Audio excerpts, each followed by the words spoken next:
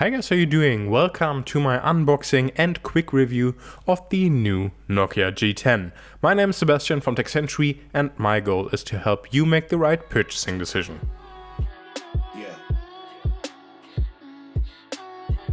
So starting off, we'll slide open the box right here and then we'll already see the smartphone itself.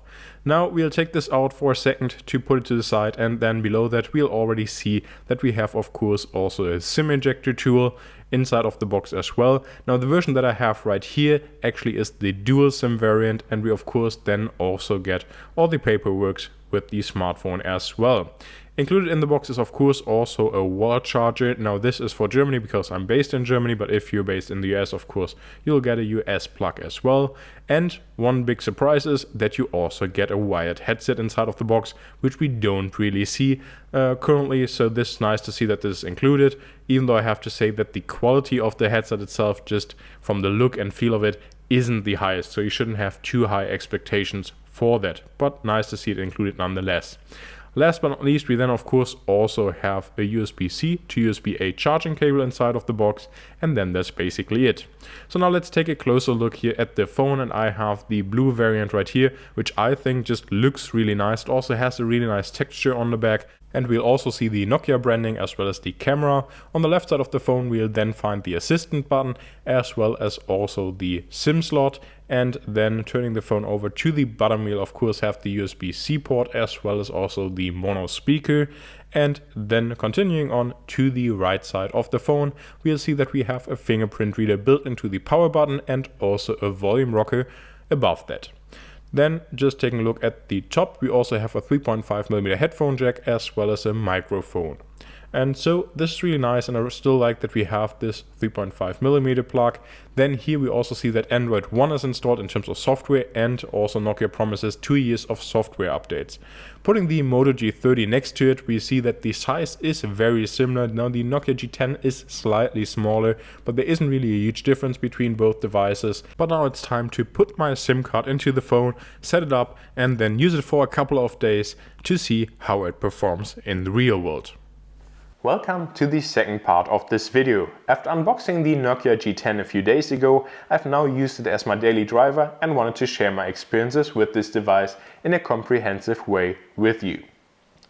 The hardware itself of the G10 left a positive impression. Despite its plastic back, the G10 feels solid and there are no crackling noises when applying a bit of pressure, unlike on the Moto G30 that I reviewed here on the channel a few weeks ago.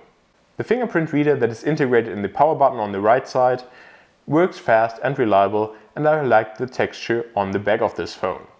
A big positive surprise for me was the display on the G10. While the HD resolution of 1600 x 720 pixels is rather low for today's standards, that actually didn't bother me the tiniest bit because of other aspects like the good viewing angles and good display brightness of around 460 candela. This is much brighter than the display on the Moto G30 and slightly brighter than the display on the Poco M3. In terms of cameras, the Nokia G10 was underwhelming to say the least. On the back there's only a single 13MP sensor that is really usable, and on the front there's an 8MP sensor. Video recording on both cameras tops out at Full HD 30 frames per second.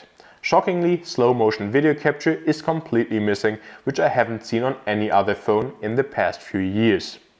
The performance of the G10 with its MediaTek Helio G25 processor with 3GB of RAM was the real deal breaker for me.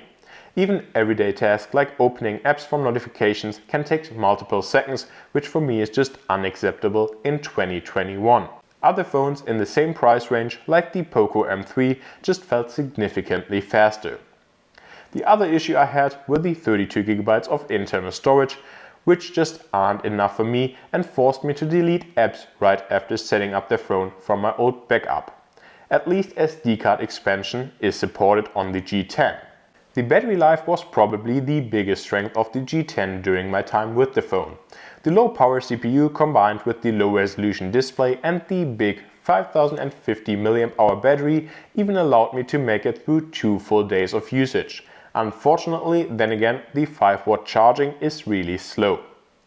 And this also wraps up my unboxing and quick review of the Nokia G10.